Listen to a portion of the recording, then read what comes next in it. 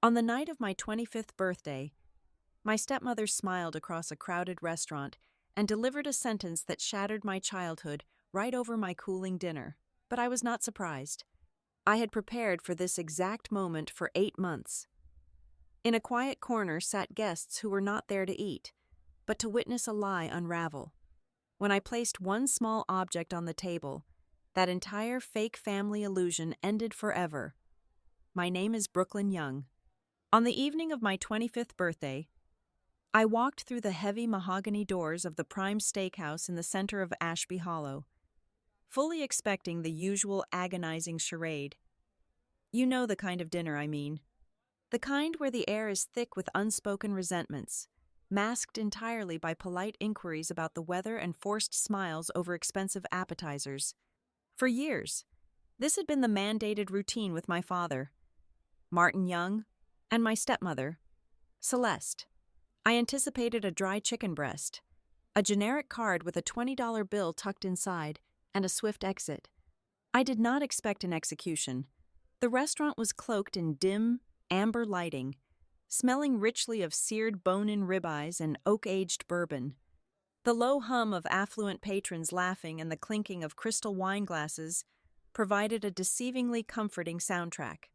The hostess guided me to a secluded leather booth near the back, where the two of them were already waiting. Celeste looked utterly immaculate, as she always did when she was about to do something terrible. She wore a tailored silk blouse the color of crushed emeralds, her golden hair blown out into loose, flawless waves that cascaded perfectly over her shoulders. Her makeup was a masterclass in understated elegance. But it was her demeanor that set the alarm bells ringing in my head. From the moment I slid into the booth opposite them, her voice dripped with an excessive, saccharine sweetness. It was the tone of a stage actress who had spent weeks memorizing her lines in front of a vanity mirror. She asked about my drive over. She complimented my simple black dress. She poured my sparkling water with a flourish. It was a flawless performance, practically vibrating with rehearsed precision. And then, there was my father. If Celeste was the lead actress, Martin was the hostage bound and gagged off stage. From the second I sat down, he refused to look at me. His eyes darted everywhere else, to the flickering candle in the center of the table, to the waiter passing by, to the bottom of his glass. He spent the first 20 minutes of the meal meticulously unfolding, smoothing, and refolding his crisp white linen napkin in his lap. By the time the breadbasket arrived, he had already signaled the waiter to refill his ice water 3 times. He gulped it down as if his throat were actively on fire. His shoulders were drawn up near his ears, rigid and tense. He knew exactly what was about to happen. He had always been a weak man, but his silence tonight was a deafening confirmation of his complicity. We made it through the appetizers. We made it through the salad course. The charade held steady until the main courses were set before us. Heavy porcelain plates bearing thick cuts of meat and roasted vegetables hit the table. The waiter retreated, leaving us in a sudden heavy pocket of isolation. Celeste did not pick up her fork.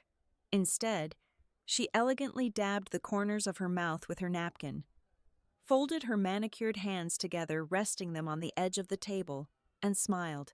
It was a soft, pitying smile. The kind of smile you give a stray dog right before you call animal control.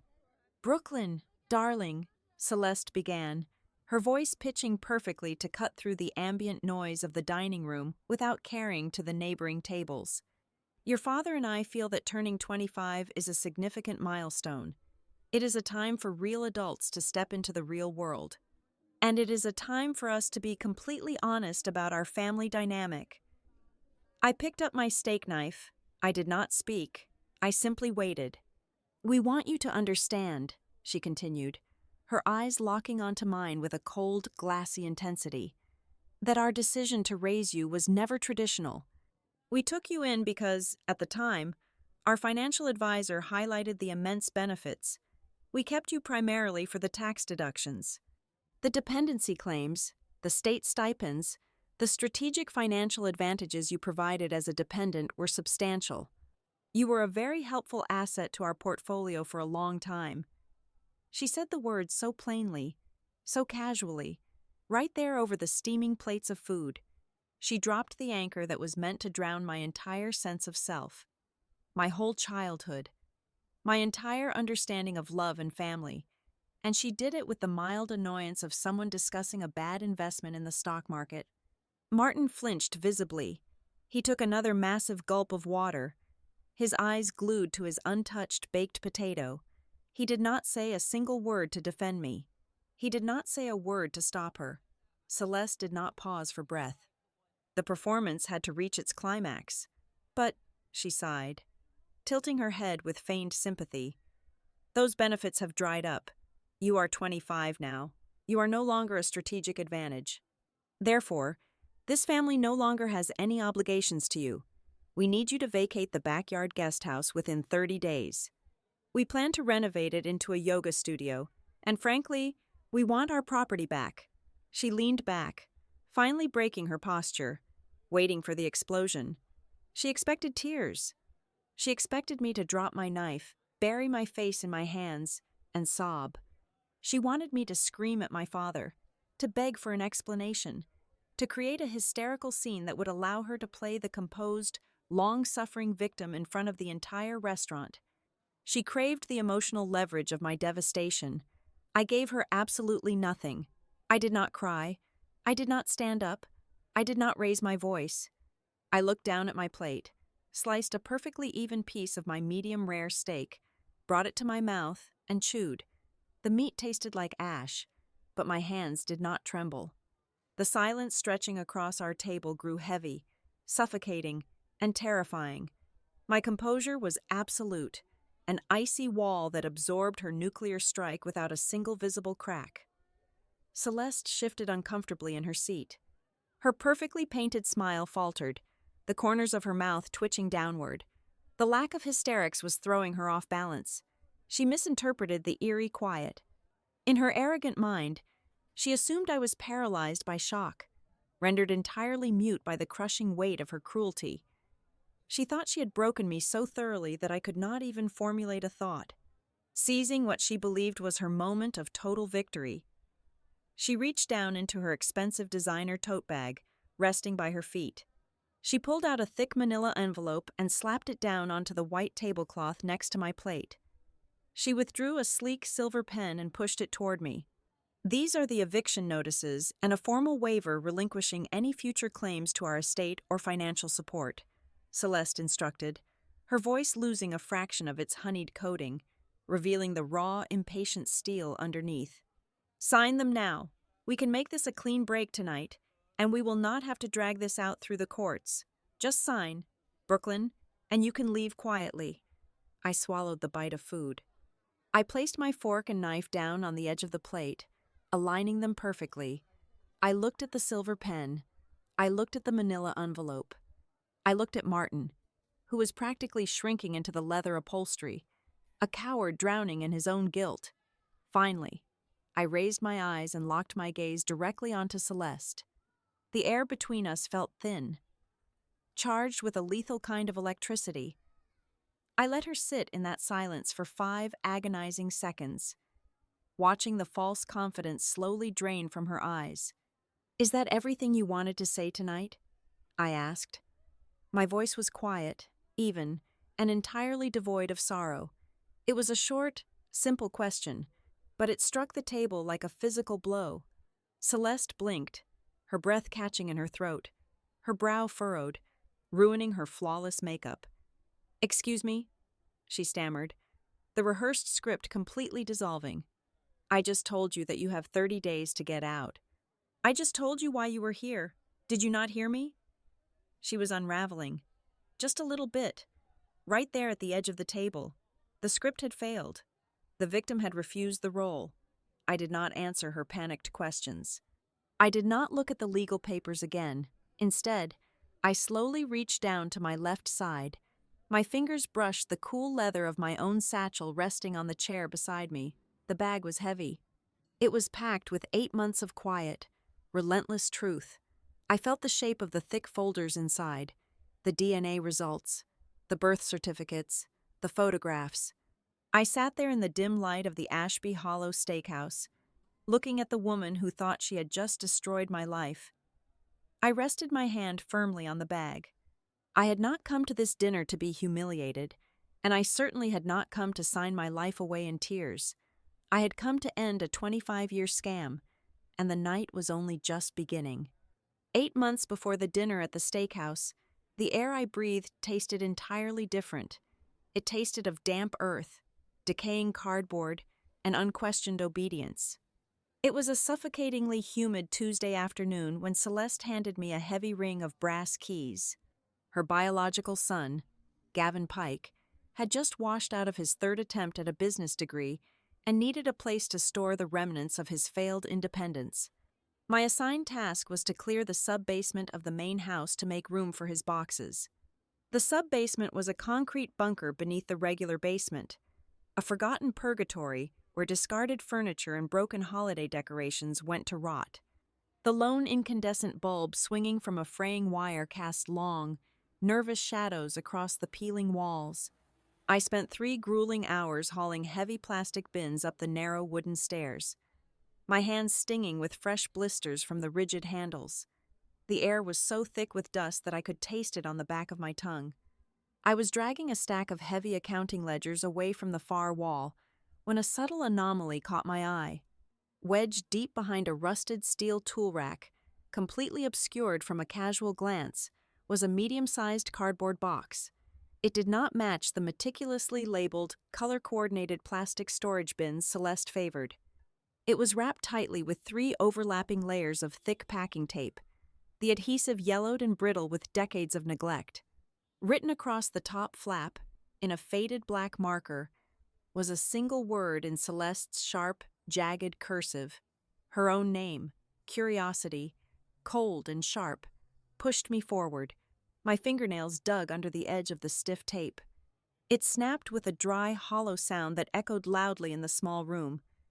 I folded the cardboard flaps back. The smell of old paper and stale secrets drifted up into the damp air. It was not a box of sentimental keepsakes. It was a sterile, calculated archive. My fingers brushed past several stiff legal receipts, pulling out a heavy, cream-colored document, an old birth certificate. I traced my given first name, but the last name printed beside it was completely foreign. It was a phantom word, a ghost of an identity entirely erased from my existence. Beneath that lay a thick manila envelope bearing the embossed logo of a prominent financial advisory firm in the city. I opened it, sliding out a thick stack of documents. Someone had taken a bright yellow highlighter to several key paragraphs, the neon ink still vibrant against the aging paper. My eyes scanned the illuminated text. The words did not speak of adoption, love, or family integration. They spoke of tax incentives. They detailed state-sponsored subsidies amounting to nearly $800 a month for adopting a child from specific demographic criteria. They outlined a 15-year financial projection where my very existence was repeatedly categorized under a chilling, clinical phrase, strategic dependent. The cold dampness of the concrete floor seeped up through the soles of my sneakers, but it was absolutely nothing compared to the ice spreading through my chest. I sat there in the gloom, staring at a spreadsheet where my entire childhood was quantified into neat columns of profit and loss. My medical bills, my school supplies, my basic human needs, all meticulously tracked against the tax breaks and monthly government checks I generated for their household. I was not a daughter. I was a high-yield asset with a pulse, a walking tax loophole. In that suffocating basement, over 2 decades of memories violently fractured and rearranged themselves into a horrifying new picture. I thought about every Thanksgiving dinner where Celeste would raise a crystal glass, her voice trembling with manufactured emotion as she recounted the immense personal sacrifice of taking in a child who desperately needed a savior. I remembered the countless times Martin would physically leave the room, his shoulders hunched in cowardice. Whenever I asked a simple question about my toddler years, I realized the conditional affection that was always swiftly withdrawn the second I stopped being a silent, compliant accessory to their flawless public image. It was all a meticulously crafted performance designed to protect a lucrative investment. Rage is a loud, messy thing. It makes you want to storm up the wooden stairs. slam the damning papers onto the marble kitchen island, and scream until your vocal cords tear. But looking at that perfectly highlighted financial plan, a terrifying clarity washed over me. I realized that screaming would give Celeste exactly what she needed.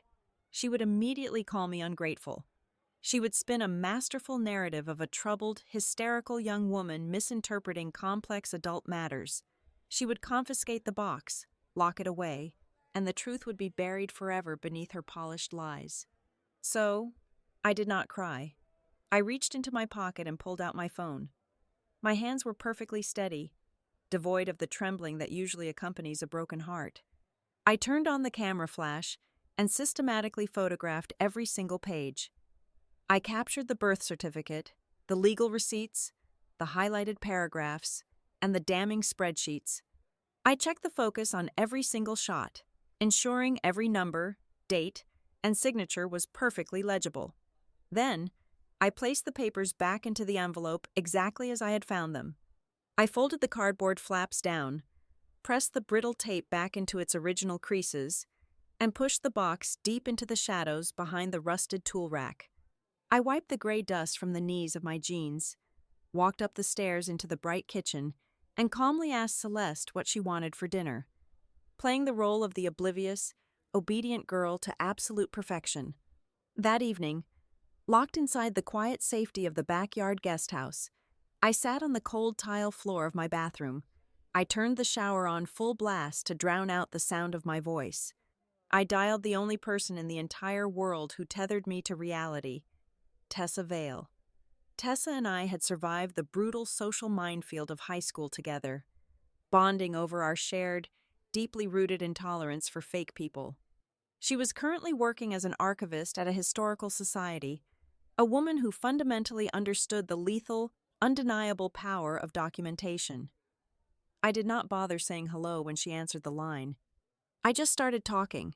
I told her about the sub-basement, the brittle tape, the foreign birth certificate, and the highlighted financial projections. I read the phrase strategic dependent out loud over the rushing sound of the hot water hitting the porcelain tub. I fully expected her to tell me to pack my bags, to burn the main house down, to confront them the very next morning with blazing fury, but Tessa remained silent for a long, agonizing moment. When she finally spoke, her voice was a low, steady anchor in the violent storm raging inside my head. "Brooklyn," Tessa said, parsing her words with surgical, deliberate precision. "You have a choice to make right now. Do you want to retaliate, or do you want the undeniable truth?" I leaned the back of my head against the cool edge of the bathtub, closing my eyes. Retaliation was a burst of emotional fire that would eventually burn out, leaving me with nothing but ashes and the permanent label of an ungrateful child. The truth, however, was a sharpened blade that would never dull. "I want the truth," I whispered into the phone, the words tasting like iron on my tongue. "I want it all." "Then you do not say a single word to them," Tessa replied, her tone leaving no room for argument. "You smile. You do your chores. You let them think they still hold the leash. We are going to build a fortress of facts so incredibly high that when it finally falls on them, they will not be able to crawl out from under the rubble." I ended the call, reached over, and turned off the shower. The sudden silence in the bathroom was deafening. I stood up and looked directly at my reflection in the fogged glass of the mirror. The scared, confused girl who had walked down into that basement earlier that afternoon was entirely gone, completely eradicated by the ink on those pages. In her place stood someone entirely different, someone cold and calculating. The clock had started ticking, and Celeste Young had absolutely no idea that her most profitable investment was about to bankrupt her entire reality. The photograph on my phone screen glowed in the isolating darkness of my bedroom. I zoomed in on the grainy image of the old document, my thumb hovering over the typed letters of a name that belonged to me, yet felt like it belonged to a ghost. Brooklyn Mercer Hale. It was a heavy, grounded name, completely devoid of the sharp, pretentious edge of the surname Young, Hale. I rolled the syllable around in my mind, testing its weight. It felt like a locked door waiting for a key. For several months, A small cardboard box had sat untouched on the top shelf of my closet. Tessa had given it to me for my 24th birthday, a commercially popular DNA testing kit. Back then, I had smiled, thanked her, and promptly buried it beneath a stack of heavy winter sweaters. I had been terrified of what it might reveal. I was terrified that digging into my origins would only confirm the narrative Celeste subtly pushed every day of my life, that I was an unwanted burden graciously rescued by wealthy strangers. But standing in that damp sub-basement changed everything. The fear was entirely gone, replaced by a cold, burning need for facts. I pulled the box down from the shelf, broke the plastic seal, and slid the cotton swab along the inside of my cheek. I sealed the vial in the prepaid return envelope and dropped it into a blue postal box on the corner the very next morning. Then came the wait. 6 weeks, 42 days of holding my breath while pretending to breathe normally. Living in that house became a study in severe psychological endurance. Every interaction was now filtered through the lens of my newly discovered reality. Without the blindfold of childhood obedience, Celeste's every move became glaringly transparent. She was a master architect of her own image, and I was merely a load-bearing pillar in her facade of maternal martyrdom. I noticed it most sharply on Sunday mornings. We would attend service at the large, affluent church on the edge of town. In the car ride there, the silence was suffocating. Celeste would critique my posture, complain about the cost of organic groceries, and snap at Martin for driving too slowly. But the moment we stepped out of the vehicle and onto the manicured church lawn, her entire physical form shifted. Her shoulders softened. Her voice pitched up into a melodic, gentle cadence. When the local pastor or the women from the charity board approached, Celeste would reach out, hook her arm tightly through mine, and pull me close. She would stroke my hair and talk about how blessed she felt to have been chosen to guide me. She wielded my presence like a shiny moral trophy. The exact moment the car doors closed for the ride home, her arm would drop, the manufactured smile would vanish, and the icy, calculating silence would return. Through it all, Martin remained a piece of faded wallpaper. He was a man who occupied physical space but possessed no actual presence. I watched him sit in his leather recliner evening after evening, watching golf tournaments with the volume turned low. He saw the coldness. He heard the subtle, degrading remarks Celeste made about my career choices at the veterinary clinic or my appearance. But he never once stood up. He never once placed himself between me and her cruelty. His silence was not just weakness. It was an active, daily choice to preserve his own comfort at the expense of my soul. The email notification arrived on a Tuesday afternoon while I was organizing medical inventory. My heart slammed against my ribs. A sudden, violent rhythm that made my fingertips go numb. I locked myself in the employee restroom, my back pressed hard against the cool tile door, and logged into the testing portal on my phone.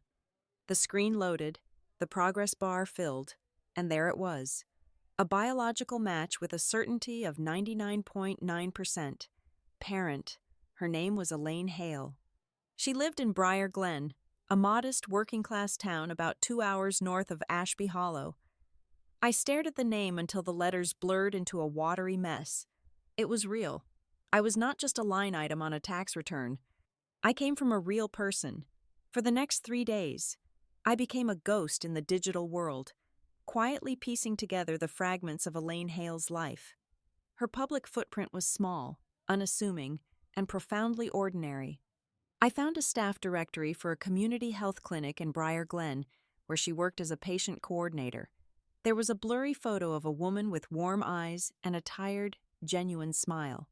I traced public property records to a small house with a white wooden porch. I found a marriage license to a man named Russ Hale.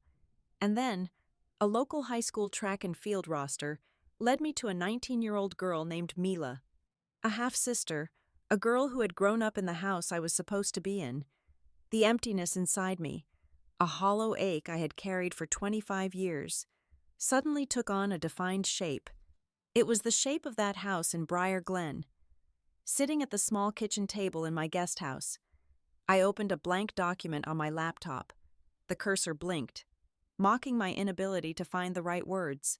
How do you summarize a quarter of a century of absence into a readable message? I typed out a draft full of raw anger, demanding to know why she let them take me. I deleted it. I wrote a second draft, full of desperate pleading, asking if she ever loved me. I deleted that, too. I wrote 5 more drafts, each one either too heavy, too cold, or too pathetic. I realized I was projecting my intense rage at Celeste onto a woman I had never even met. The 7th attempt was the one. I stripped away the heavy emotion and focused entirely on the truth. I kept it brief. I introduced myself using my legal name, but included the name Brooklyn Mercer Hale. I stated that a recent DNA test had connected us. I did not accuse her of abandonment. I did not demand an emotional reunion. I simply wrote that I had recently discovered some confusing financial and legal documents regarding my adoption, and I was quietly seeking the truth about my origins. I left my phone number and hit send before my courage could evaporate into the humid air. I prepared myself for weeks of agonizing silence, or worse, a legal letter telling me to back off. The reply came 3 hours and 12 minutes later. My phone vibrated against the mattress. The preview screen showed a new email from Elaine. I opened it, my vision swimming, my chest painfully tight. It was not a long message, but every single word carried the weight of an entire lifetime. She did not offer hollow excuses. She did not use defensive posturing. She simply wrote that she had prayed for this message for over 9,000 days. She wrote that she never forgot me for a single hour of any of those days. But the sentence that finally broke the dam inside me, the sentence that brought me to my knees on the hardwood floor of that lonely guest house, was her closing thought. She wrote that her absolute greatest terror, the nightmare that had haunted her for 25 years, was that I would grow up in the world believing I was abandoned simply because nobody wanted to keep me. I sat on the floor, clutching the phone tightly to my chest, letting out a fractured breath I felt I had been holding since I was a child. The foundation of Celeste's lie had just crumbled into absolute dust. I was wanted. I had always been wanted. The empty space inside me began to close, and the plan to dismantle my stepmother's perfect world finally locked into place. I took my first available day off from the clinic and made the drive north to Briar Glen. The 2 hours behind the wheel stretched like an agonizing eternity, the manicured estates of my childhood slowly fading into rolling hills, modest farmhouses, and eventually, the quiet, working-class streets of Elaine's town. My hands gripped the steering wheel so tightly that my knuckles ached with the strain. The navigation system led me down a quiet, tree-lined avenue, finally announcing my arrival at a small, single-story house. It was entirely unassuming, painted a soft butter yellow with a white wooden porch that looked like it had been lovingly repainted by hand several times over the years. I cut the engine, the sudden silence inside the cabin roaring in my ears. My heart hammered against my ribs with such violence I genuinely thought it might crack bone. This was not a sprawling fortress built on tax brackets and social standing. This was just a home. I walked up the cracked concrete path, my boots feeling as though they were filled with lead.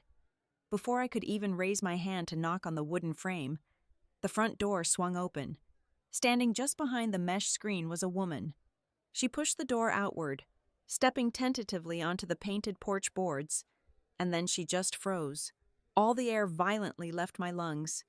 Looking at Elaine Hale was not like looking at a stranger. It was like looking into a flawless mirror that showed me exactly what I would look like 25 years in the future. We possessed the exact same sharp jawline, the same subtle slope of the nose, the same dark, watchful eyes. She did not attempt to speak.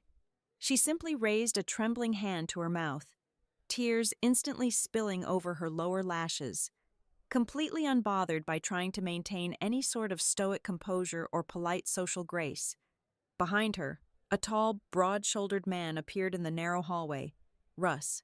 He did not wear a tailored linen suit like my father, just faded denim jeans and a worn flannel shirt.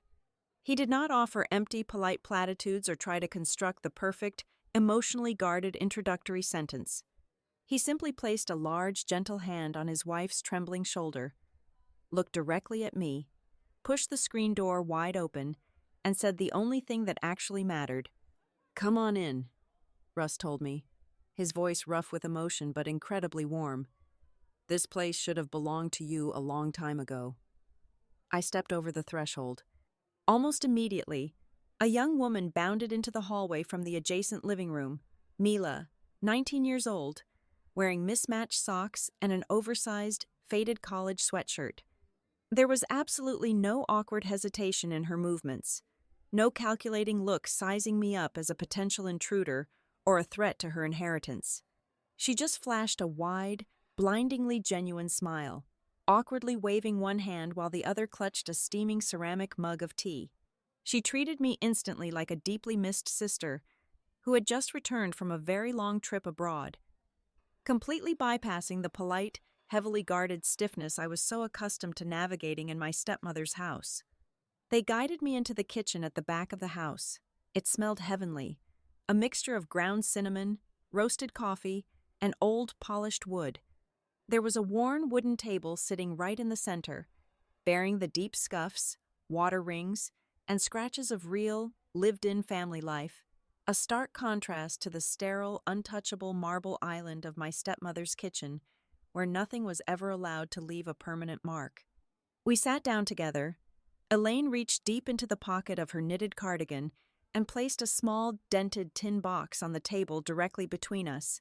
Her hands shook violently as she pried open the lid. Inside lay the physical proof that my beginning was not a calculated financial transaction. There was a tiny, faded plastic hospital identification bracelet bearing my original name. There was a folded, yellowed square of a receiving blanket that still held the faintest trace of baby powder. And beneath those items, an entire stack of sealed envelopes, the ink heavily smeared by time, letters written to me for every birthday and holiday that she had never been allowed to send. Then, sitting at that scarred table, Elaine told me the whole truth, and it was a reality far more agonizing than anything I had previously imagined. She had never actively given me away out of convenience or a lack of maternal love. She had been incredibly young, utterly terrified, and suffering from severe, debilitating postpartum complications. In her absolute weakest, most heavily medicated state, her own rigid, image-obsessed biological parents had forced her hand. They brought in high-priced family lawyers while she was still confined to the hospital bed, exhausted and completely disoriented, presenting the permanent relinquishment papers as mandatory medical discharge forms. She was barely explained what she was signing until the ink was completely dry. The notary had stamped the pages, and I was already gone from the nursery. Listening to her voice break as she recounted the agonizing, soul-crushing realization of what her own parents had done to her. The final puzzle pieces of my adoption slammed into place with a sickening, violent clarity. Celeste and Martin had not bravely swept in to rescue an unwanted burden out of the goodness of their hearts. They had actively sought out a private adoption through exclusive channels at the exact moment their aggressive financial advisor told them they desperately needed a strategic dependent to offset a massive capital gains liability. They bought into my tragedy because the government subsidies, the monthly stipends, and the heavy tax relief made the purchase incredibly lucrative for their portfolio. The sheer weight of that realization sat heavy and cold in my stomach. For my entire life, I had been systematically trained to feel a crushing, unending debt of gratitude toward two people who had essentially acquired me at a massive discount.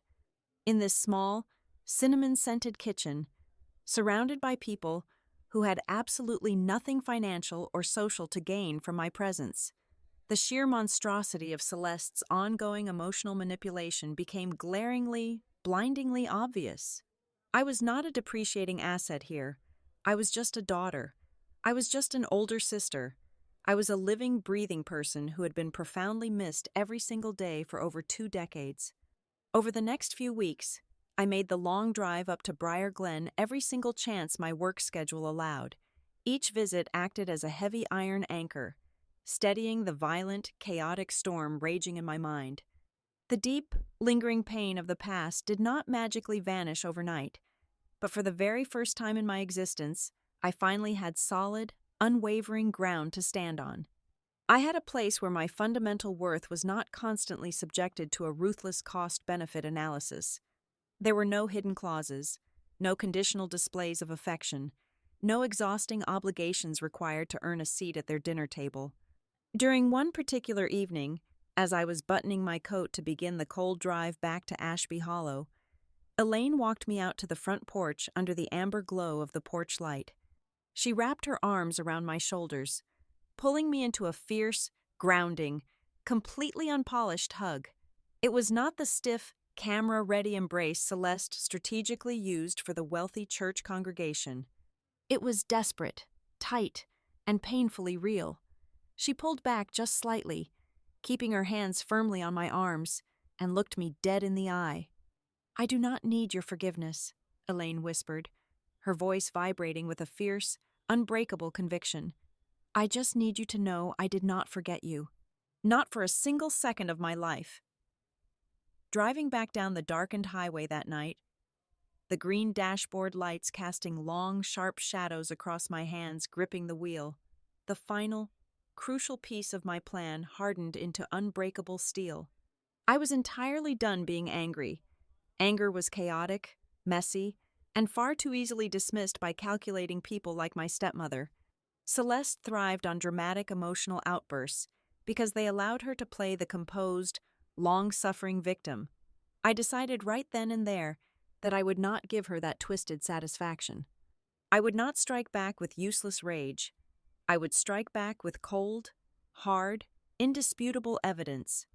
I would let her build her grand stage, let her gather her intended audience, and then I would meticulously dismantle her entire fabricated world using the very thing she valued above all else: paper, records, and the absolute, undeniable truth. Exactly 14 days before I was set to turn 25, a crisp white envelope appeared on the welcome mat inside my guest house.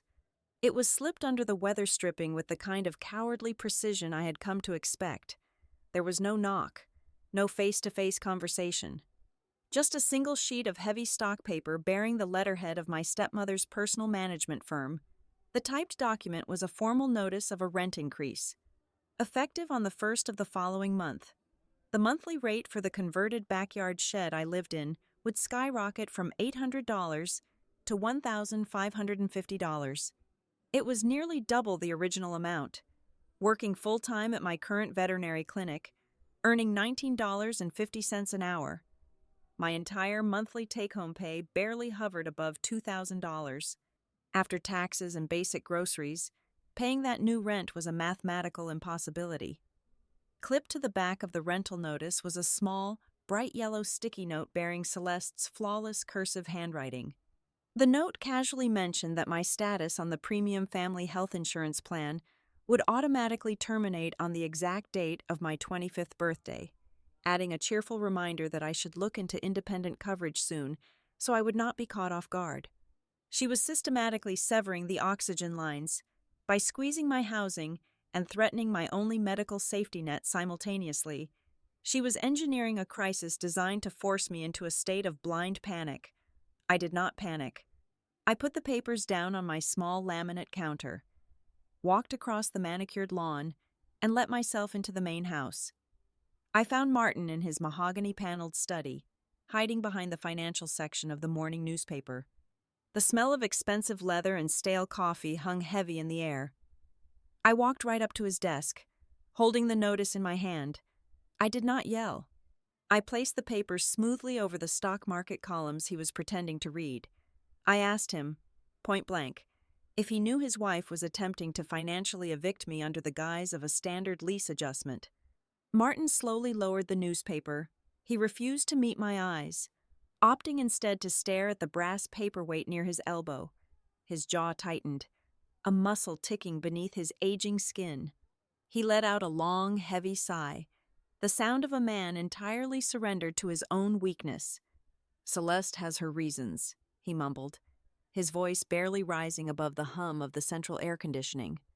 "You know how the property taxes have gone up this year. We have to make adjustments. It is just business. You are an adult now. It is time to figure things out." That single pathetic sentence severed the very last, fraying thread of attachment I held for him. He was not a hostage. He was a willing participant who vastly preferred the quiet comfort of his wealthy lifestyle over protecting his own flesh and blood. I nodded once, picked up the notice, and walked out of his study without saying another word. He had made his choice, and it finally set me completely free from any lingering guilt. Back in the quiet isolation of the guest house, I opened my laptop and began building a meticulous survival plan. Fear is only a weapon when you refuse to look at the math. I spent the next 4 hours turning my sheer terror into an ironclad spreadsheet. I logged every single recurring expense, projected moving costs, and calculated the precise amount of cash I had sitting in my savings account. I picked up my phone and dialed the toll-free number for the health insurance provider listed on my medical card. I spent 45 minutes navigating automated menus and speaking to a remarkably helpful representative in the billing department. I took detailed notes on extension costs and compared them against the state-sponsored independent healthcare exchange. By the time I hung up, I knew exactly how much a basic silver tier plan would cost me every month.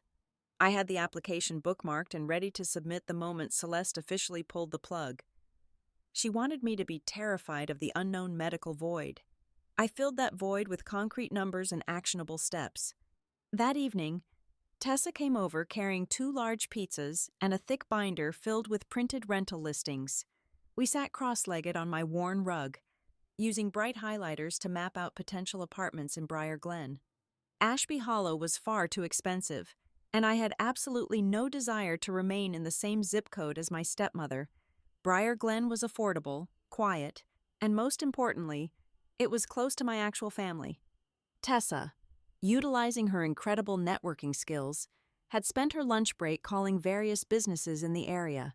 She pulled out a printed web page for a place called North Vale Animal Center, a busy, mid-sized veterinary practice located just 3 miles from the Hale residence. They were actively looking for a licensed technician to cover the busy weekend shifts and assist with emergency surgeries. I immediately drafted a customized cover letter, polished my resume, and emailed my application packet before the pizza was even cold. The logistics were falling into place, but the financial margin for error was razor thin. I needed a bridge, a safe harbor just long enough to secure the new job and put down a security deposit on an apartment. The following Sunday, I sat in Elaine and Russ's kitchen, wrapping my hands around a warm mug of coffee. I laid out the situation plainly, stripping away all the emotional weight and presenting just the raw, logistical facts of the eviction and the insurance termination. I told them about my plan to relocate to their town and my application to the local animal center, without a single second of hesitation. Elaine reached across the scarred wooden table and grabbed my hands. Russ leaned against the counter, crossing his arms and nodding firmly. They offered me the spare bedroom at the end of their hallway. They told me I could stay for 2 weeks, 2 months, or 2 years, whatever it took to get my feet on solid ground. The offer was so pure, so devoid of hidden agendas, that it made my chest ache. But I remembered the cold, terrifying lesson of my childhood dependency always comes with a lethal price tag. I looked at Elaine, tightening my grip on her hands. I told her I would gladly accept the room, but only under absolute, non-negotiable conditions. I would pay a set amount of rent every single week. I would purchase my own groceries. I would contribute to the utility bills. I refused to cross the threshold of their home as a charity case or a dependent child. I needed to enter my new life as an equal, self-sustaining adult. Elaine smiled, her eyes shining with a mixture of pride and understanding. She agreed to my terms immediately. The bridge was built. 2 days later, the final piece of the theatrical stage was set. I was pulling weeds in the garden beside the guest house when Celeste suddenly appeared on the flagstone path. She was wearing a pristine white linen dress, holding a pair of expensive pruning shears she never actually used. She stopped a few feet away, tilting her head and offering me a smile so sweet it could rot teeth.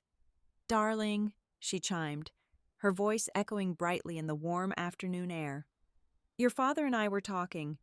Turning 25 is such a milestone, with everything changing so soon. We really want to do something special. We have booked a table at the steakhouse in town for your birthday. Just the three of us. A cozy, intimate dinner to celebrate your next chapter." I looked up from the dirt, brushing the soil from my gardening gloves. I saw right through the pristine white dress and the melodic voice.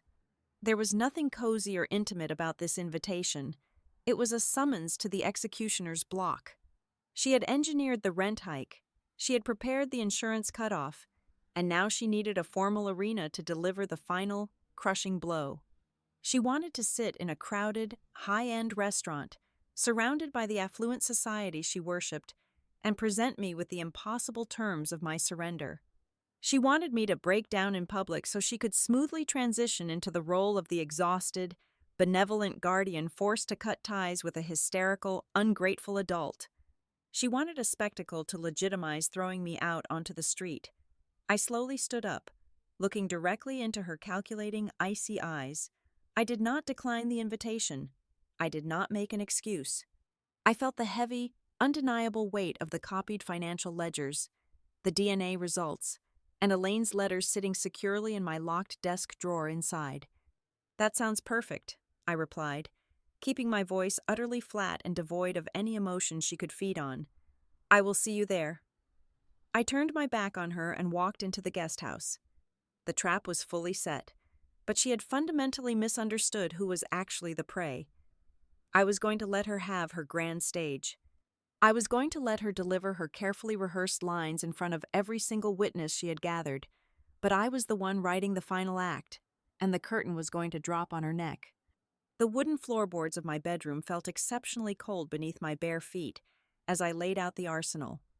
It was 72 hours before the dinner, and I was treating my small desk like a war room. I did not want a screaming match. I had spent my entire life watching Celeste twist emotional reactions into evidence of my own instability. If I raised my voice, she would play the victim. If I cried, she would adopt a tone of exasperated pity. The only way to dismantle a woman who weaponized narratives was to strip away all emotion and leave nothing but hard, irrefutable documentation. I carefully slid the items into a sleek black leather portfolio. First went the crisp, high-resolution prints of the financial ledgers I had photographed in the sub-basement, the ones explicitly listing me as a strategic dependent for tax deductions. Next, I added the pristine copy of my original birth certificate, highlighting the name Mercer Hale. Behind that, I placed the official laboratory report confirming the 99.9% DNA match, followed by the handwritten letters Elaine had kept for over 2 decades. Finally, I added the crowning piece of her own hubris, the typed notice doubling my rent and threatening my health insurance. I ran my hand over the smooth leather cover. This was not about impulsive revenge. Revenge is a chaotic fire that burns everyone involved. This was about permanent narrative control. I was going to surgically remove her ability to ever look another human being in the eye and claim she had generously rescued me. But I knew her desperation. I knew that if backed into a corner, Celeste would not hesitate to reach across a restaurant table and rip those papers to shreds to protect her image. So, the very next morning, I met Tessa at a small, independent coffee shop on the edge of town. I slid a heavy, unmarked manila envelope across the sticky table. It contained perfect, color-copied duplicates of every single document in my portfolio, plus a digital flash drive. Tessa placed her hand flat over the envelope. She did not ask if I was sure. She simply looked at me with fierce, unwavering loyalty.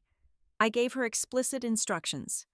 If the dinner went wrong, if Celeste attempted to destroy the originals or use Martin to physically intimidate me, Tessa was to immediately mail those copies to the head of the church charity board, the organizers of the local country club, and the senior partners at Martin's firm. Tessa nodded, slipping the envelope into her bag. The safety net was secured. My next call was to Briar Glen. I paced the length of my tiny kitchen, holding the phone tightly to my ear as Russ answered. I explained the exact layout of the steakhouse in Ashby Hollow. I did not want them hiding outside in the parking lot. I needed them in the room, breathing the same air, entirely visible but strategically placed. I asked Russ to make a reservation for 3 under a different last name. requesting a booth in the dimly lit lounge area near the back bar. It was a section that provided a clear, unobstructed view of the main dining floor where Celeste had undoubtedly booked our table, but it was far enough away to remain unnoticed by a woman who only ever paid attention to people in her immediate social sphere. I laid down strict ground rules for Elaine and Mila. They were to order dinner. They were to act completely normal.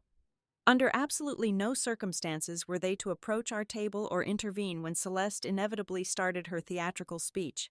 They had to remain entirely invisible until I gave the specific physical signal. They agreed without a single moment of hesitation. They understood the assignment.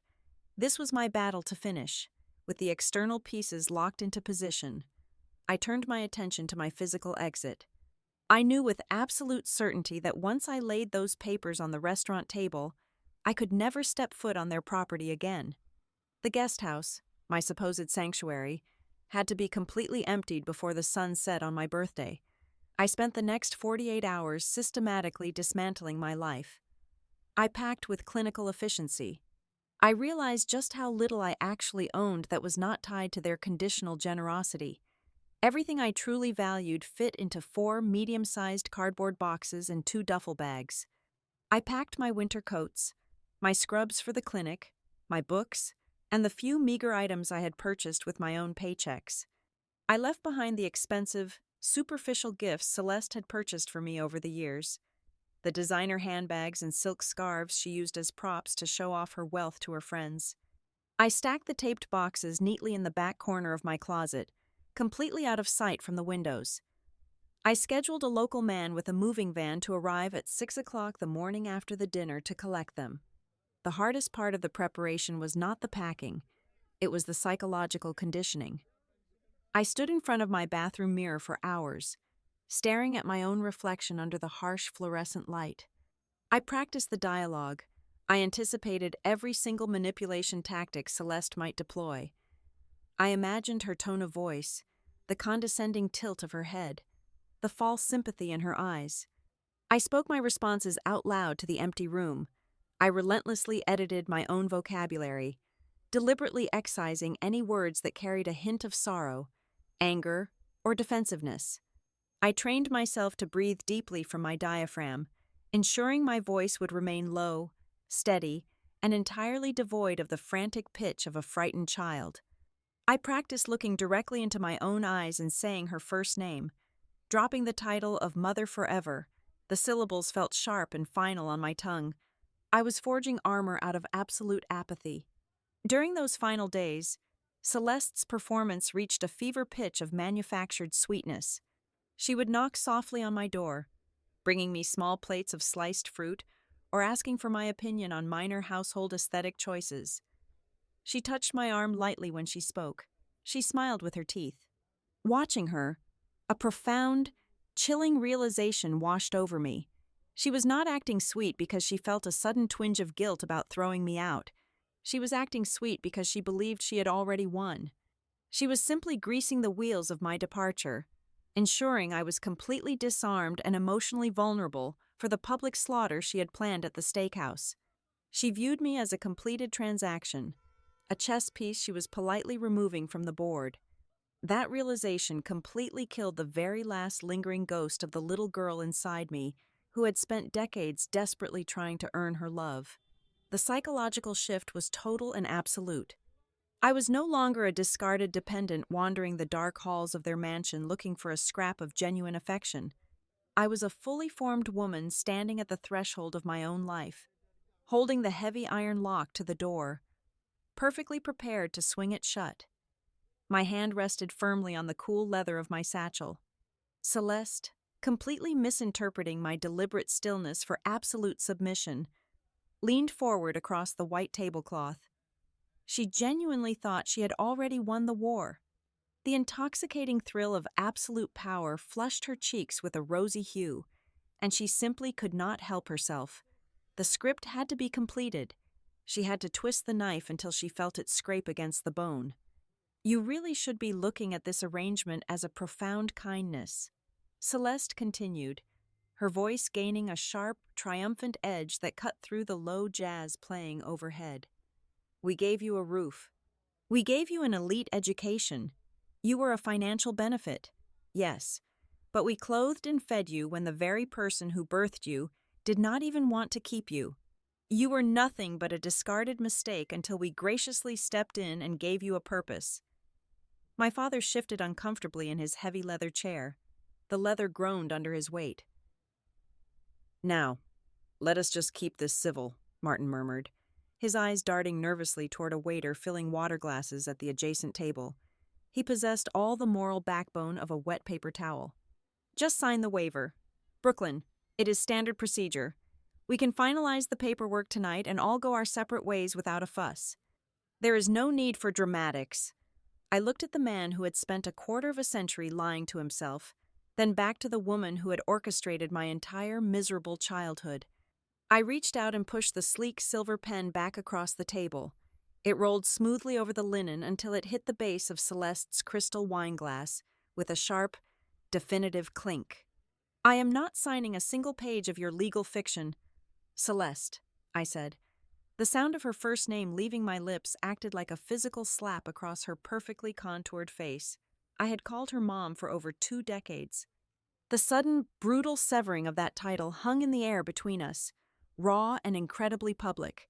The fracture was instantly permanent. Celeste's jaw actually dropped. The carefully curated mask of the benevolent, wealthy socialite evaporated in a millisecond, replaced by the ugly, snarling reality of a narcissist rapidly losing control of her favorite toy. She slammed her manicured hand flat against the table. The heavy silverware rattled loudly against the porcelain plates. "How dare you speak to me that way?" she hissed, her voice rising sharply, slicing completely through the polite hum of the dining room. Heads from the neighboring booths began to turn in our direction. "You are an ungrateful, pathetic little girl.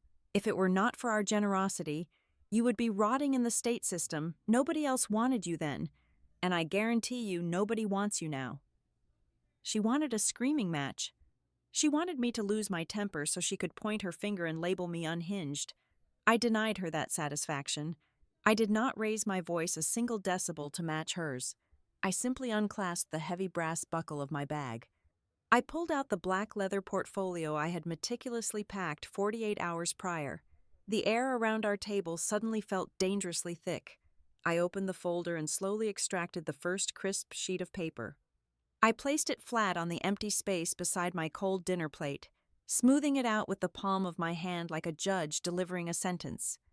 "This is a certified, state-issued copy of my original birth certificate," I stated. My voice projected clearly, carrying a cold, authoritative weight that made the nearby tables fall entirely silent. "My name is Brooklyn Mercer Hale." I pulled out the second sheet and laid it down directly next to the first. It landed with a soft, damning thud. "This is a certified laboratory report from a genetic testing facility. It confirms a 99.9% DNA match with a woman named Elaine Hale." Celeste stared at the papers. The angry, flushed red coloring completely drained from her face, leaving her a sickly, chalky white.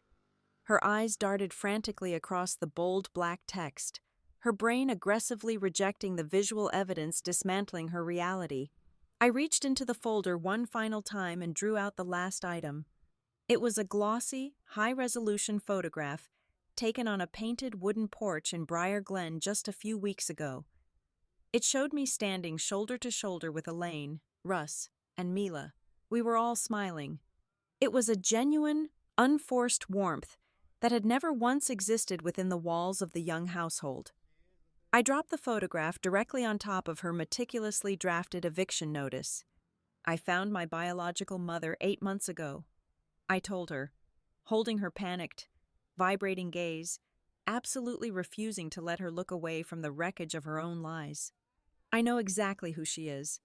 I know exactly where I come from, and, most importantly, I know exactly what you and Martin did."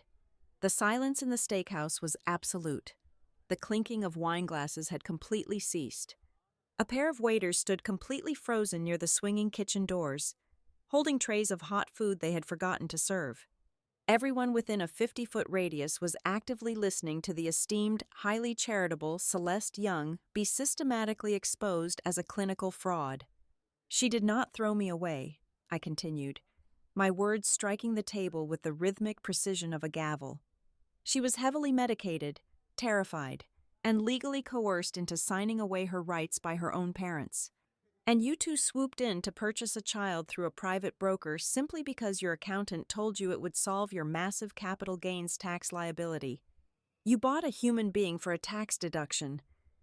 Celeste tried to speak, but her mouth only opened and closed like a suffocating fish pulled onto dry land. The power dynamic of the entire room had violently inverted in the span of 60 seconds. She had walked into this restaurant armed with empty threats of homelessness and canceled medical insurance, fully expecting to crush a frightened, dependent girl. Instead, she was staring at an ironclad wall of physical evidence, presented by a woman who felt absolutely nothing for her anymore. She had no script for this scenario. There was no theatrical way to spin a DNA test, a legal birth record, and a smiling family photograph into a story about my mental instability. The lie she had protected for 25 years was bleeding out right onto the white linen tablecloth. Martin looked as though he might physically vomit right onto his untouched baked potato. He gripped the heavy oak edge of the table, his knuckles turning entirely white, staring in pure, unfiltered horror at the photograph of the family I actually belonged to. His cowardice had finally caught up to him, and it was going to cost him everything. Celeste finally found a ragged, trembling breath. Her chest heaved under her expensive silk blouse. "You are lying," she whispered, her voice cracking, completely devoid of its usual melodic confidence. The sheer terror in her eyes betrayed her pathetic attempt at denial. "You fabricated all of this garbage. She is a stranger. She does not care about you. You have absolutely no one but us." I leaned forward, resting my forearms on the table, closing the physical distance between us. I looked at the woman who had made my childhood a transaction, and I delivered the final, crushing blow with the absolute, unfeeling precision of a seasoned executioner. "She cares enough to watch you drown," I replied evenly, my voice dropping to a deadly calm whisper. "They are here tonight." Celeste's head whipped around. For the very first time in her entirely privileged, meticulously controlled life, her eyes widened with a raw, primal panic. I raised my chin just a fraction of an inch, holding my gaze steady. It was the only signal they needed. From the dim, velvet-lined alcove near the mahogany back bar, 3 figures rose in perfect unison. They did not march over with loud, dramatic footsteps or aggressive posturing. They moved with the quiet, undeniable gravity of people who possessed absolutely nothing to hide. The soft thud of their shoes against the thick, patterned carpet seemed to synchronize perfectly with the sudden, breathless silence that had violently overtaken the entire dining room.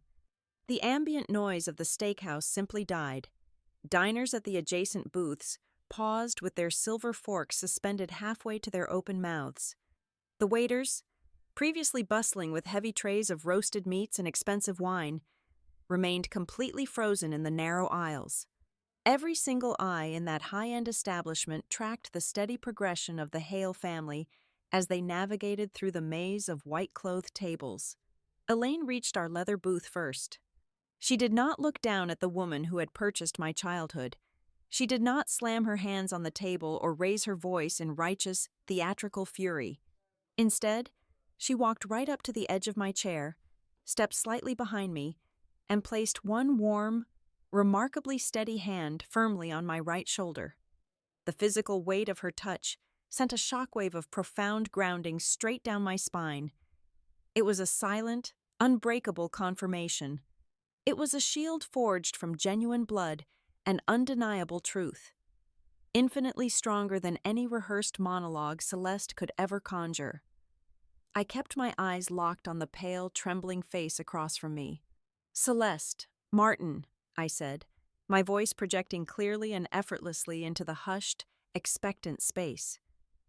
"I would like to formally introduce you to Elaine Hale." "My mother," the word echoed sharply off the polished wood paneling of the ceiling. Celeste visibly recoiled, her spine hitting the back of the booth as if she had just been physically struck by a heavy object. Her perfectly manicured nails dug viciously into the crisp linen tablecloth, leaving deep, permanent creases. She looked wildly from my face up to Elaine's, her eyes darting back and forth. The undeniable, striking physical resemblance between us served as a final, indisputable hammer blow to her carefully constructed delusions. Desperation made her entirely reckless. "You think blood makes a mother?" Celeste hissed, her voice vibrating with a shrill, panicked frequency that grated against the ears. She leaned forward, her chest heaving, desperately trying to salvage the rapidly sinking wreckage of her moral high ground. "I raised you, I put clothes on your back, and fed you for over 2 decades. The woman who stays up with you when you are sick. The woman who pays for your life and your education. That is the real mother. She gave you away. She is a stranger." I did not flinch. The icy calm in my veins was absolute. "A real mother does not meticulously calculate the return on investment for a sick child," I replied, the cold, flat certainty in my tones slicing right through her manufactured hysteria. "A real mother does not keep a highlighted spreadsheet documenting the exact dollar amount of state subsidies she collected by housing me.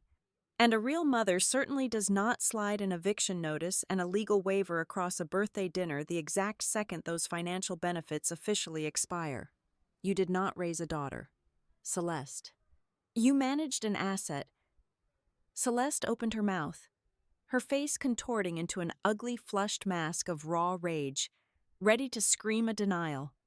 But a deep, resonant voice cut her off completely before a single syllable could escape her throat. Russ stepped up directly beside his wife. He wore his faded denim jacket and scuffed work boots, looking completely out of place in the affluent, dimly lit steakhouse, yet he commanded vastly more respect than any man wearing a tailored suit in that room. He looked down at the woman who had tormented me for a quarter of a century, his expression carved from solid granite. "We did not come here tonight to start a shouting match with you," Russ stated. His tone was low, incredibly even, and heavy with a quiet, protective danger that immediately forced Celeste to shrink back against her seat. "We only came here to make absolutely certain that she never has to face people like you alone ever again." Mila, standing just behind her father's broad shoulder, leaned around his arm and gave me a soft, fiercely loyal smile. "We are ready to go home whenever you are, sister," Mila said. The word fell from her lips with such effortless, natural warmth. It was a casual, everyday endearment, spoken without an ounce of hesitation or forced affection. That single, simple word completely highlighted the pathetic, hollow nature of Celeste's lifelong performance. Mila had easily accomplished in a few short months what Celeste had entirely failed to fake in 25 years. The realization that she was completely surrounded and vastly outmatched finally broke Celeste's remaining composure. She whipped her head around, searching the sea of staring faces for a single sympathetic ally, a single person who would validate her victimhood. Her frantic eyes locked onto a woman sitting 2 booths away. It was Eleanor Vance, the senior chairwoman of the town's historical charity foundation, a prominent socialite whose approval Celeste had desperately and publicly courted for over 10 years. "Eleanor," Celeste pleaded, her voice cracking with highly practiced, manufactured tears. "You see what is happening here. This girl is unstable. She is making up these horrible, vindictive lies to embarrass us in public." Eleanor Vance did not offer a comforting smile. She did not rush over to console her. Instead, Eleanor carefully placed her linen napkin on the table next to her half-empty wineglass. Her expression was completely devoid of pity, carved from absolute ice. "I heard every single word you said before she pulled out those papers." "Celeste," Eleanor replied, her voice ringing out crisp, clear, and dripping with profound disgust for the entire restaurant to hear. "I heard you complain about the tax benefits drying up. I heard you tell her you only kept her for the deductions. No one is misunderstanding the situation here tonight. You should probably just leave." That public condemnation from the exact society she worshipped was the final, devastating nail in the coffin. The carefully constructed, highly polished image of Celeste Young shattered into a million unrecoverable pieces right there on the dining room floor. She had nothing left to say. The silence of the room was a heavy, suffocating blanket of absolute judgment. Martin, who had been sitting completely frozen in a state of pathetic, cowardly shock for the entire confrontation, suddenly jolted into action. He did not stand up to defend me. He did not look at me with regret or offer a single word of apology for his lifelong complicity. He practically vaulted out of his heavy leather chair, his face a bright, shameful, sweating red. He grabbed Celeste by her upper arm, his grip rough and frantic. "Get your bag," Martin muttered through tightly gritted teeth, entirely consumed by his own desperate, burning need to escape the public humiliation. "We are leaving right now." He practically dragged his wife away from the table. Celeste stumbled awkwardly over her own expensive designer heels, her face buried deeply in her hands, her shoulders shaking. They made a frantic, pathetic, and entirely undignified retreat toward the heavy mahogany exit doors at the front of the restaurant. The hostess stepped out of their way, offering no polite goodbye. They pushed through the doors and disappeared into the night. Neither of them looked back. I watched the heavy doors swing shut. The suffocating, toxic atmosphere that had choked the air from my lungs for my entire life instantly evaporated with them. Elaine squeezed my shoulder gently one more time, and Russ simply walked around the table, sliding smoothly into the empty leather seat my coward of a father had just vacated. Mila took the spot next to him, immediately reaching across the white linen tablecloth to casually steal a roasted potato from my untouched dinner plate. I looked at the three of them sitting around me under the dim amber lights. The restaurant slowly began to return to its normal, low hum of conversation, the patrons politely pretending to go back to their meals. I leaned my back against the leather upholstery, took a slow, deep breath that filled my lungs all the way to the bottom, and realized something profoundly beautiful. For the very first time in my entire existence, sitting at a table for a family dinner did not feel like a grueling, exhausting performance of duty. It just felt like being exactly where I was supposed to be.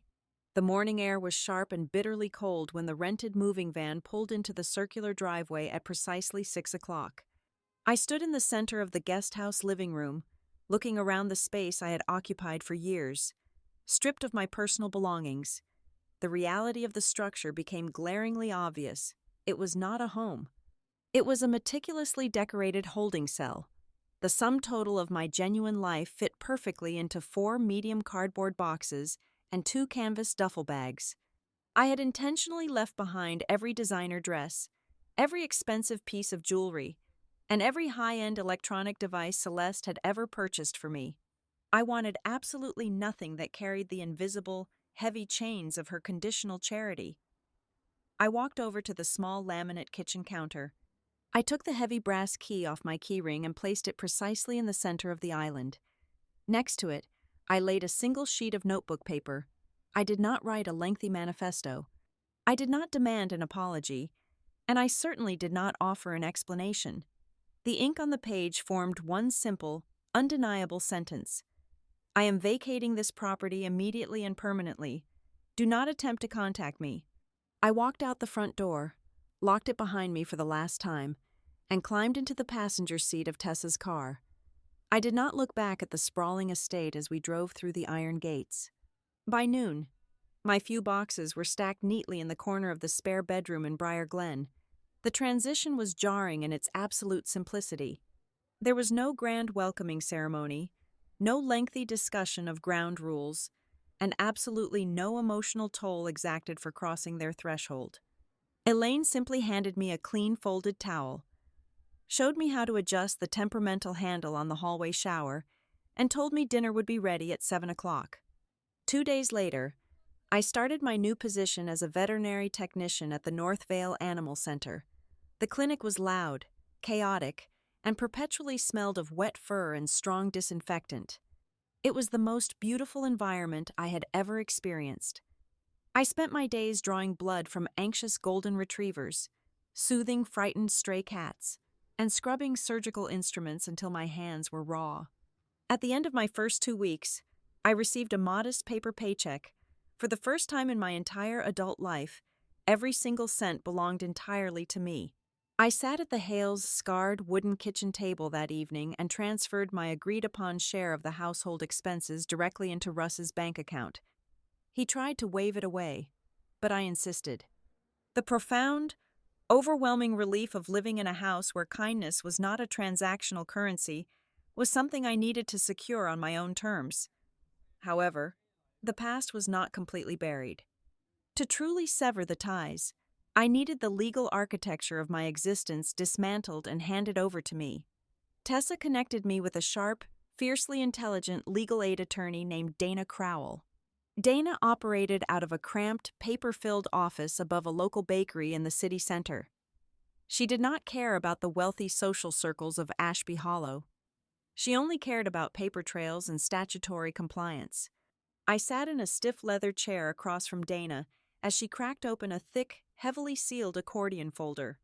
It had taken her 3 weeks of aggressive legal maneuvering to unseal the original adoption records and the unredacted transfer logs from the state archives. "Your stepmother did not just stumble into a financially beneficial situation," Dana stated, adjusting her wire-rimmed glasses as she scanned a faded document. "She actively hunted for it." Dana turned the papers around so I could read them. The documents revealed a timeline that made my stomach physically turn. Celeste and Martin had not gone through a standard agency waiting list. The records showed they utilized a highly aggressive private legal broker. During that specific fiscal year, the tax codes had shifted, offering massive, unprecedented breaks and continuous state stipends for the adoption of a child falling under a very specific set of criteria. Celeste had essentially placed an order. She rushed the transfer process, bypassing standard psychological evaluations and mandatory waiting periods by burying the local jurisdiction in expensive legal pressure. She needed the dependency filed before the end of the calendar year to offset a catastrophic capital gains liability from Martin's firm. But the legal labyrinth held one more secret, one that Dana had uncovered buried beneath 2 decades of bureaucratic negligence. She slid a yellowed, formal notice across the desk. It was a communication from a probate court dated shortly after my first birthday. "When your biological maternal grandmother passed away," Dana explained, her voice softening just a fraction, "she left a small, dedicated trust fund. It was explicitly designated for the displaced grandchild, intended to be released upon your 18th birthday. The notifications were sent to your legal guardians." I stared at the official stamp on the paper. Celeste and Martin had received the letters. They had simply filed them away in the dark, choosing to let the money sit entirely dormant rather than inform me that someone from my bloodline had tried to provide for my future. They could not legally touch the funds themselves, so they chose to erase its existence entirely to maintain my complete financial dependence on them. Dana had already initiated the process to release the escrow. The amount was not the kind of vast, generational wealth that buys mansions or luxury cars. It was roughly $28,000. To the young family, that was pocket change. To me, it was the ultimate weapon of liberation. It was the exact amount required to secure a first and last month's deposit on my own 2-bedroom apartment near the clinic, furnish it comfortably, and establish a permanent, unbreakable safety net. It completely eradicated the terrifying possibility of ever being financially starved out and forced to crawl back to Ashby Hollow. I walked out of Dana's office that afternoon feeling lighter than air, carrying my original, unredacted birth certificate securely in my bag. That evening, as I was sitting on the front porch in Briar Glen watching the sun dip below the tree line, my cell phone vibrated violently against the wooden railing. The caller ID flashed a number I had not seen since the night of the restaurant. It was Martin. I let it ring 4 times. I considered letting it go to voicemail, but a quiet, unresolved curiosity pushed my thumb to accept the call. I brought the phone to my ear and said nothing. "Brooklyn." Martin's voice filtered through the speaker, sounding incredibly small, frail, and exhausted. "I am glad you picked up." I waited. I gave him the empty space to finally be a father. to offer the profound, desperate apology he owed me for allowing a monster to quantify my childhood into a ledger. Things have been very difficult here, Martin sighed, the familiar tone of pathetic self-pity bleeding into every word. People at the club are talking. The charity board asked Celeste to step down from her chair position pending a review. It is a complete disaster. You really humiliated us in front of Eleanor Vance. Things should not have turned out this way. We could have handled the housing situation quietly. You did not have to make a public spectacle. I closed my eyes, leaning the back of my head against the wooden porch pillar. A cold, bitter realization washed over me, completely washing away the very last lingering ounce of grief I held for the man. Celeste was a cruel, calculating narcissist, but she was entirely transparent in her wickedness. She was exactly what she appeared to be. The truest tragedy of my childhood was not her cruelty. It was the man on the other end of the line. Martin knew she was wrong. He had known the adoption was a financial transaction. He had known about the hidden trust fund, and he had watched her slowly crush my spirit for 25 years. He possessed all the facts, yet he chose absolute silence because it preserved his comfortable, frictionless life. He was not calling to apologize for my pain. He was calling to complain about his public embarrassment. He only cared that the mask had slipped in front of his wealthy friends. "You are absolutely right, Martin," I replied, my voice perfectly steady, completely devoid of anger or sorrow. "Things never should have turned out this way. Goodbye."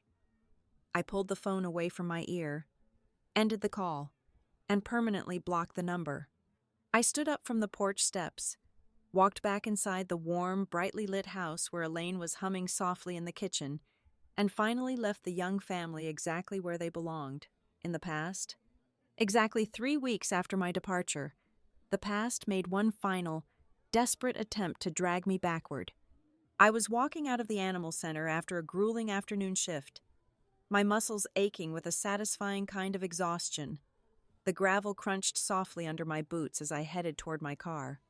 Parked at the very edge of the lot, hiding in the fading twilight far from the overhead street lamps, was Martin's pristine black sedan. Celeste and Martin were standing outside the vehicle.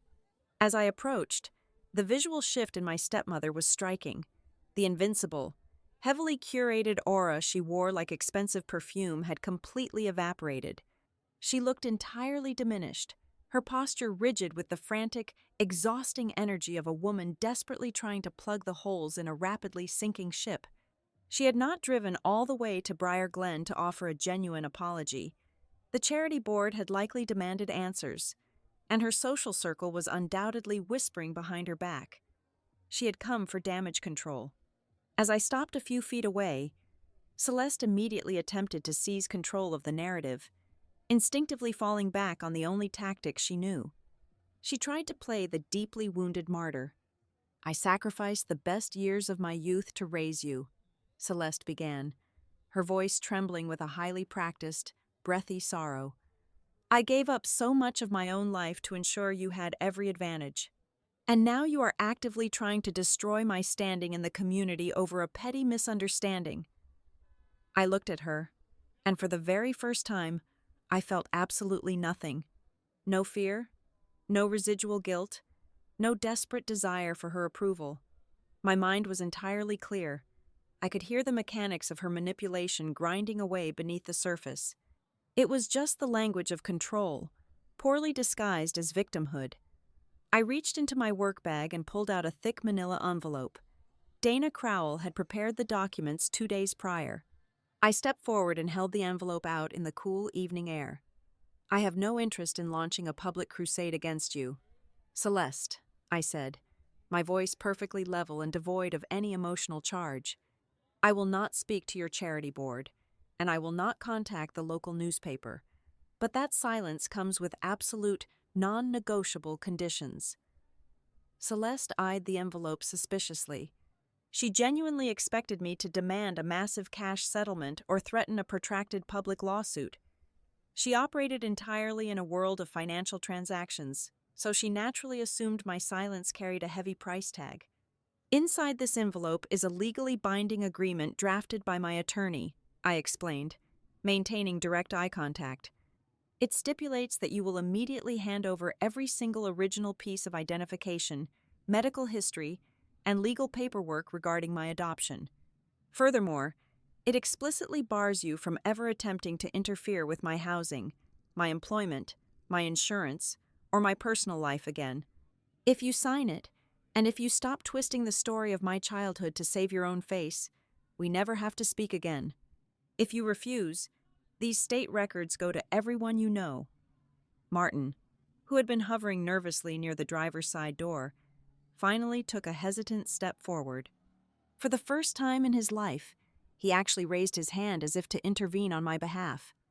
"Brooklyn, please," Martin pleaded, his voice thin and laced with a pathetic kind of desperation. "She is just under a tremendous amount of stress. You do not need to bring lawyers into this. We are still a family. I am asking you to just be reasonable." I slowly turned my head to look at him. The sight of him finally trying to play the role of a protective father was sickeningly hollow. "Your silence for 25 years was an active, daily choice, Martin," I told him, my words sharp and completely unyielding. "You do not get to suddenly find your voice now just because the audience has changed and you are embarrassed. I have no obligation to forgive you simply because you decided to show up decades too late." Martin flinched, physically stepping back against the car door, his eyes dropping to the gravel. He had nothing left to offer. Celeste snatched the envelope from my hand, her face twisting into a mask of pure, ugly resentment. The facade of the weeping mother vanished entirely. "After everything we spent on you," she hissed, pulling a pen from her designer purse. She pressed the documents against the hood of the car, her hand shaking with raw fury. "You are nothing but a completely ungrateful burden." I watched the pen scratch furiously across the signature line. I did not raise my voice, but I delivered the final, undeniable truth with a cold, absolute finality. "Gratitude is a response to love," I replied softly. "What you handed me was an invoice." Celeste froze for a fraction of a second, the ink bleeding slightly into the paper. She did not look up. She finished her signature, shoved the signed document back into my hands, along with a heavy folder containing my original records, and got into the passenger seat without another word. Martin quickly scrambled behind the wheel.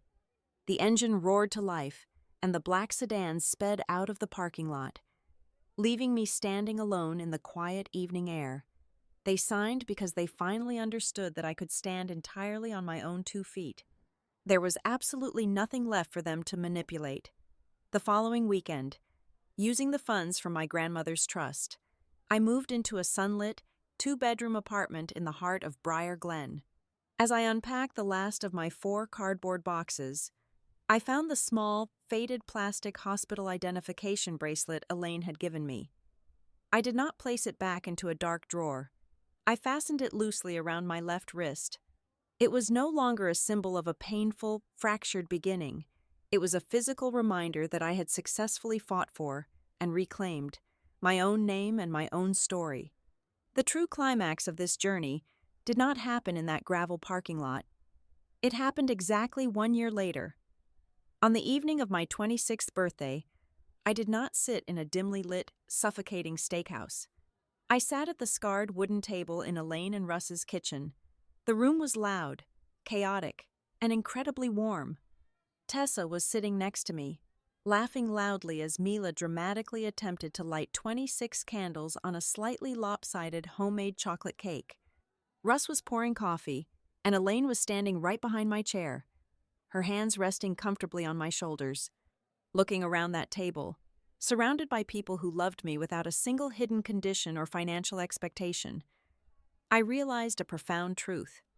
The greatest revenge you can ever enact upon a narcissist is not screaming at them or destroying their public image. The absolute greatest revenge is completely removing their power to define your reality, and then simply going on to live a beautiful, thriving life that they are permanently locked out of. The night Celeste looked at me across that restaurant table and said, "They only kept me for the tax benefits," was not the night my world ended. It was not the night I lost my family. It was the exact moment I finally stopped calling a calculated business transaction love and boldly chose to walk toward the real family that had been waiting for me all along. Thank you so much for listening to my story. Please leave a comment and let me know where you are listening from so we can interact and share our thoughts. Do not forget to subscribe to the Violet Revenge Stories channel, like this video, and support it by pressing the hype button so this story can be heard by even more people.